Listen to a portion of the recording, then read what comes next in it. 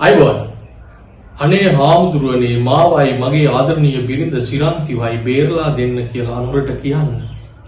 අත්අඩංගුවට ගන්න එපා කියලා අනුරට කියන්න. කවුද මෙහෙම කියන්නේ?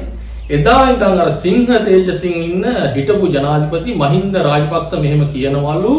කාටද කියන්නේ? මල්වතු පාර්ශවයේ මහානාහිමියන්ට. මහානාහිමියන්ගෙන් ඉල්ලීමක් කරනවා කියලා ඔන්න දැන් සමාජගත වෙලා තිබෙනවා. මෙය පුද්ගලෙක් තමයි සමාජගත කරලා තිබෙන්නේ මෙහෙම තොරතුරක් ලැබුණා කියලා. තොරතුර ලැබුණේ කොහොමද? ඉන්න මන්ද කියන එක වෙනම විමර්ශනය කරන්න ඕන සිද්ධියක්. මොකද මේ විමර්ශනය කරන්න ඕනේ කියලා කියන්නේ මල්වතු පාර්ශවයේ මහානාහිමියන් පෙරලාමයකට දීලා තියෙනවා වුණ පිළිතුරක් මේ කතාව සම්පූර්ණයෙන්ම අසත්‍යයි. එහෙම ඉල්ලීමක් දුරකථනයකින්වත් මහානාහිමියන් හමු වෙලා බැහැ දැකලවත් මහින්ද රාජපක්ෂ ජනාධිපතිවරයා හිටපු ජනාධිපතිවරයා එහෙම ඉල්ලීමක් කළේ නැහැ කියලා. දැන් ඒ කියන්නේ මේක ඔන්න මේකත් තව මහා පරිමාණ පචයක්. මේ ආණ්ඩුව 3/2 බලයක් එක්ක ඒ කියන්නේ 3/2ටත් වඩා මහා බලයක් එක්ක ගත්තු ආණ්ඩුවක් මේ 2.50 රාජපක්ෂලත් එක්ක තවත් හැප්පෙන්නේ මොනවද? වැරැද්දක් කරලා තියෙනවා නම් දූෂණයක් වංචාවක් කරලා තියෙනවා නම් නීතිය ක්‍රියාත්මක කරන්න. දැන් ඔය වෙන්නේ. ඉතින් එතනින් එහාට තවත් මේ මඩ ගහ හැප්පෙන්නේ මොනවද? රාජපක්ෂලා එක්ක මොකක්ද මේ තියෙන වෛරය?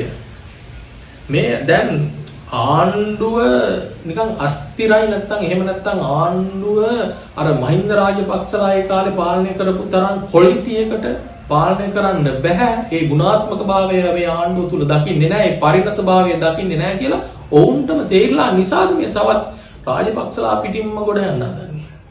දැන් අර මට්ටමට ඒ කියන්නේ 2.50ට වැටුණු රාජපක්ෂලාගෙන් දැන් වැඩක් නැහැ නේ. මොකද 3 හිටපු මේ NPP එක දැන් ඇවිල්ලා තියෙන්නේ උපරිම ස්ථානයට.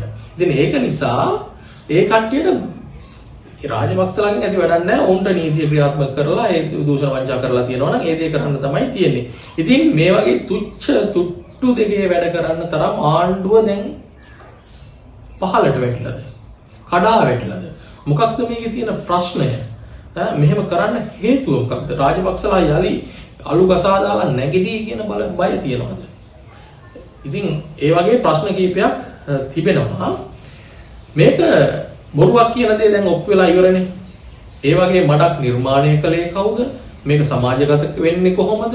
මේ දේවල් සියල්ල හොයලා අනිවාර්යෙන් නීතිය ක්‍රියාත්මක විය යුතුමයි. අනික තමයි මේකට සම්බන්ධ කරගෙන තිබෙන්නේ මේ අපේ රටේ ඉන්න මහා නාහිමි නම. එක් පාර්ශවයක ඒ කියන්නේ මල්වතු පාර්ශවයේ මහා නාහිමියන් මේකට සම්බන්ධ කරගෙන තියෙන මහා සංඝරත්නයටම අගෞරවයක් කියලා අපිට හිතෙනවා. මොකද නාමලුත් ඒක ප්‍රකාශ කරලා තිබුණා. ඇත්තටම මේක මහා සංඝරත්නයට අගෞරවයක්. මොකද උන්වහන්සේව මේකට සම්බන්ධ කරලා තිබුණා. ඒ උන්වහන්සේ නියෝජනය වෙන්නේ මහා සංඝරත්නය. මේක සාමාන්‍යයෙන් දැන් නාමල කියනවා තමන් සහ පවුලේ කිසිම කෙනෙක් තමන්ට විරුද්ධව තියෙන කිසිම පරීක්ෂණයක් මගහැරලත් නැහැ, සහභාගී වෙන්න මැලි වෙලත් නැහැ. අවශ්‍ය වෙලාවෙදී කැඳවන වෙලාවෙදී කිසිම පැකිලීමකින් තොරව අනිසි බියකින් තොරව පෙනී ඉඳලා තියෙනවා. කාගේවත් උදව්වකින් තොරව පෙනී ඉඳලා තියෙනවා කියලා තමයි නාමල් රාජපක්ෂ ප්‍රකාශ කරන්නේ. ඉතින් එහෙම ප්‍රකාශ කරද්දී සහ පරීක්ෂණ මග නොහැර පෙනී ඉද්දිත් ආයේ මේ තව මොනවද මේ මඩ ගහන්නේ නේද? පච්ච බේගල් ඇද බාන්න තරම් ආණ්ඩුව ඇත්තටම දුර්වල වෙලාද කියන ප්‍රශ්නය ජනතාව තුලින් නැගෙනවා. මේ ජනතාව තුලින් නැගෙන්නේ. තවත් කතාවක් කියනවා මම මේ කතාව තව ටිකක් කතා කරලා කියන්නම්. මොකද දැන් මල්වතු නාහිමියන් කෙලිම මේක සාවද්‍ය ප්‍රකාශයක්, මේක සාවද්‍ය තොරතුරක් කියලා ප්‍රකාශ කරලා තියෙන්නේ. නිල වශයෙන්ම ප්‍රකාශ කරලා තිබෙන. ඒ නිසා ඒ සම්බන්ධයෙන් ආයේ නැවත ප්‍රශ්නයක් නැහැ. මල්වතු පාර්ශවයෙන් දැනුම් දීලා තියෙනවා, ප්‍රකාශ කරලා තියෙනවා තවදුරටත් මේ පචය මේ බේගල් මේ විදිහට මේ වැරදි තොරතුරු සාවද්‍ය තොරතුරු සමාජගත කරන පිරිසට අනිවාර්යයෙන්ම නීතිමය පියවර ගන්න බවත් මල්වතු පාර්ශවයෙන් ප්‍රකාශයක් නිකුත් වෙලා තිබෙනවා කියලා තියෙනවා. හරි. එහෙනම් අර සාගරකාරී වසම් කියනවා තැනක සිංහයෝ තනකොළ කන්නේ නැහැ කියලා. ඔව් ඒක ඇත්ත. ඇත්තටම සිංහෙක් අපි දුටුවා, සිංහෙක් වගේ නායකයෙක් අපි දුටුවා. ඒ තමයි මහින්ද රාජපක්ෂ. ඒකේ ආයේ කතා දෙකක් නැහැ, කාටවත් මුකුත් කියන්න බෑ. සිංහෙක් තමයි. ඉතින් කතා දෙකක් නැහැ. ඒක නිසා සාගලකාරීවසම් කියන කතාව ඇත්ත. සිංහයෝ තනකොළ කන්නේ නැහැ. අනික තමයි තව දැන් මේ මම දැක්ක සමාජ මාධ්‍ය තුල තියෙනවා පෝස්ට් එකක්. කොටියට බය නොවුණු මහින්ද අනුරට බය වෙයිද කියලා. මේ අනුරට කියන තැන තිබේ වෙන වචනයක්. ඒක මම අනුරට කියලා දාගත්තේ මොකද අනුරට කියන අනුරව සංකේතවත් කරන්න නියෝජනය කරන්න තව වචනයක් දාලා තිබුණා. ඉතින් ඒ වචනේ මම පාවිච්චි කරන්නේ නැහැ. ඒ නිසා මම දැන් මයික අනුරට කියලා. ඉතින් ඒ වගේ ප්‍රකාශන නිකුත් වෙන්නේ මේ මහින්ද රාජපක්ෂ කෙරෙහි යම් විශ්වාසයක් සහ ඒ ඔහුගේ චරිතය කෙරෙහි මිනිසුන් තුල ඇති වෙලා තියෙන ආකල්පයක්. ඒ ආකල්පය බිඳින්න තමයි මේ පච්ච බේගල් ඇද බාලා උත්සාහ කරන්නේ. ඉතින් ඒක බිඳින්න උත්සාහ කරන හැම වෙලේම ඒ උත්සාහය ව්‍යර්ථ වෙනවා. ඒ උත්සාහය වතුර යනවා, නිෂ්ඵල වෙනවා.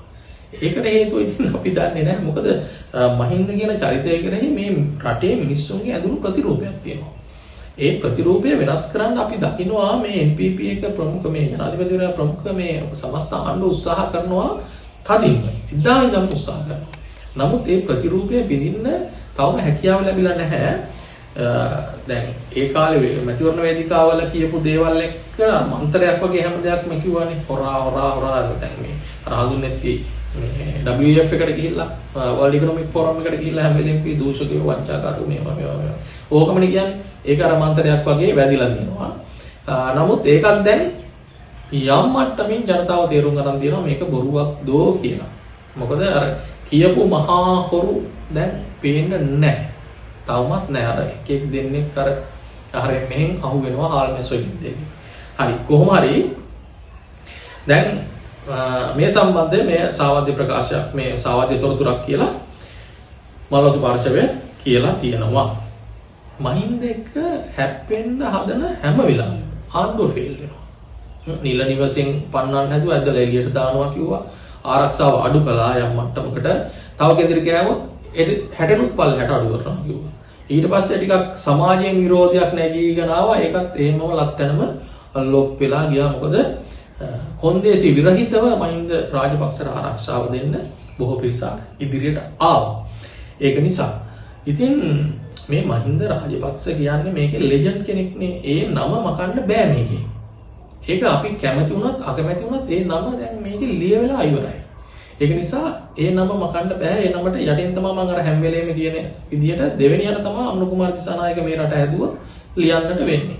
ඉතින් ඒක මේ අපේ පක්ෂපාතී බවක්වත් එහෙම නෙමෙයි. අනුර කුමාර රට හැදුවත් මහින්ද රාජපක්ෂ හැදුවත් අනිල් හැදුවත් තව අනාගතයේ තව කවුරු හරි ඇවිල්ලා හැදුවත් ඒ අදාළ ක්‍රෙඩිට් එක අපි දෙනවා අදාළ පුද්ගලයාට, අදාළ නායකයාට. දැන් අනුර රට හදයි කියන විශ්වාසය තවම ජනතාව තුළ තියෙනවා. ඉදා තිබ්බට වඩා ඒ විශ්වාසය අඩු වෙලා ඇති. නමුත් තවමත් තියෙනවා. මොකද හොරකම් කර රට හදයි කියලා. ඉතින් ඔය වගේ සුළු සිද්ධි වාර්තා වෙනවා. ඒ කන්ටේනර් සිද්ධි වගේ ඒවා වාර්තා වෙනවා. ඒවල නීති ක්‍රියාත්මක වෙයි. මොකද රටක් එක් නීතියක් තමයි මෙයාගේ සංකල්පය වෙලා තියෙන්නේ. නීතිය සම්බන්ධයෙන් කතා කරද්දී ඉතින් ඒ නීතිය හැමෝටම එක වගේ ක්‍රියාත්මක වෙයි කියන බලාපොරොත්තුව තියෙනවා. ඉතින් ඒක නිසා කොටියට අය පාරක් කියන්න වෙන්නේ කොටියට බය නොවුණු මහින්ද මේ අනුරට බය වෙයිද කියන ප්‍රශ්නය තමයි අහන්නේ අර ජනතාව. මොකද මේ ජනතාවගේ හිත තුළ ඒ අර මහින්ද මම අර හැම වෙලේම කියන වගේ ප්‍රතිරූපයක් තියෙනවා. ඒක නිසා කොහොම වුණත් සත්‍ය එළියට දැම්මම කමක් නැහැ. ඒක දූෂණයක්ද වංචාවක්ද මිනිමරුමක්ද ඒක ගැටලුවක් නැහැ. සත්‍ය තොරතුරු එළියට දාන්න අපිට එතකොට ජනතාව විදිහට අපිට දැක ගන්නට පුළුවන් මේ මිනිස්සු මොනවද මේ රටේ කරලා තියෙන්නේ කියලා. ඉතින් ඒ දේ විකෘති කරලා එහෙම නැත්නම් එහෙම දේවල් නැතිව ඒ වගේ දේවල් අලුතින් නිර්මාණය කරලා සමාජගත කරන්න හදනවා නම් බොරුවට ආයස නැහැ කියලා තියෙනවානේ. බොරුවට ආයස නැහැ. ඉතින් ඒක නිසා ඒ කතා ඒ කාලේ කට කහනවට කියපුවා නෙමෙයි. ඒව ඇත්ත. බොරුවක් කෙරුවොත් ඒකට ආයස නැහැ. අනිවාර්යයෙන්ම හෙලි වෙනවාමයි. ඒක තමයි මේක ලෝක ධර්මතාවය. ඉතින් ඒ නිසා ආයුෂ අඩු බොරු ගොතනවට වඩා සත්‍ය තුලින් ගමනක් යන උත්සාහ කළොත් මේ ආණ්ඩුවට ඉස්සරහට හොඳ ගමනක් තියෙයි. මොකද මුලින් ඉඳන්ම අර පචේ කියන දේ හැම වෙලේම නිකන් අර මේ ආණ්ඩුවේ පිරිස් තුල කාවිදිලා තියෙනවා. මොකක් හරි බොරුවක් කියලා අර ඊටපු පාලකයෙක්ව නැත්නම් නායකයෙක්ව කෙලසන්නට තමයි හදන්නේ බොරුවකින්. හැබැයි ඒ සත්‍ය නම් කිසිම ගැටලුවක් නැහැ. ජනතාව සත්‍ය තොරතුරු එළියට දෙද්දී පිළිගන්නවා. නීති හරහා උප් වෙලා මෙන්න මේ වගේ දේවල් කරලා තියෙනවා. එමය කියලා. හැමෝම පර්ෆෙක්ට් නෑ. මම හැමතිස්සෙම කියන්නේ ඒකයි. හැමෝම පර්ෆෙක්ට් නෑ. පුළුවන් තරම් පර්ෆෙක්ට් වෙන්න තමයි උත්සාහ කරන්න ඕනේ. ඒක තමයි විය යුත්තේ. ඉතින් රට හරියට ගෙනියයි කියන බලාපොරොත්තුවෙන් තවමත් අපි බලාගෙන ඉන්නවා මේ වර්තමාන නායකයා සහ ජනාධිපතිවරයා සහ මේ ආණ්ඩුව දිහා. ටොපික් දිනසරහ තවත් දවසක හමු වෙමු. ඔබට ජය. සබ්ස්ක්‍රයිබ් කරන්න කියලා ආදරෙන් ඉල්ලා සිටිනවා.